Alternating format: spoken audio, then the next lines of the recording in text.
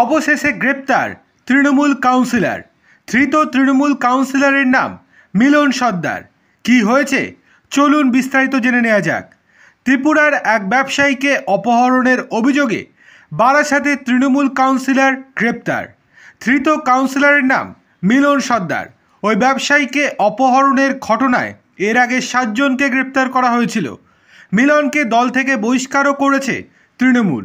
চাপের মুখেই এই বহিষ্কার। বারাসাতের সাংসদ কাকলি ঘোষ দস্তিদার দল থেকে মিলনকে বহিষ্কারের কথা জানান।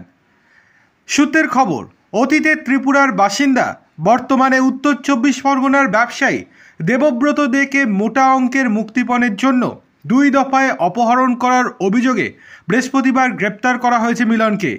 বারাসাত থেকেই তাকে গ্রেপ্তার করা হয়। মিলনের বিরুদ্ধে অভিযোগ, দেবব্রতকে অপহরণ করে মুক্তিপণ দাবির। খড়দহের একটি আবাসনের পার্কিং লট থেকে দেবব্রতকে অপহরণ করা হয়। ওই আবাসনে এক পরিচিতের বাড়িতে থাকতেন তিনি। ঘটনার দিন কয়েকজন অস্ত্র দেখিয়ে সেখান থেকে তাকে জোর করে গাড়িতে তুলে নিয়ে যায়। এরপরে তাকে নিয়ে আটকে রাখা হয় বারাসাতের একটি আবাসনের ফ্ল্যাটে। তদন্ত শুরু করে খড়দহ থানা। পরে তা হস্তান্তরিত করা হয় সিআইডিকে।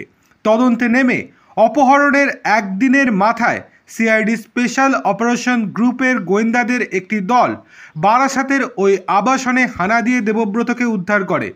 ঘটনাস্থল থেকে গ্রেপ্তার করা হয় 6 জনকে। তারা সকলেই ওই অপহরণ চক্রে যুক্ত বলে সিআইডির দাবি। পরে গ্রেপ্তার করা হয় গাড়ি চালককে।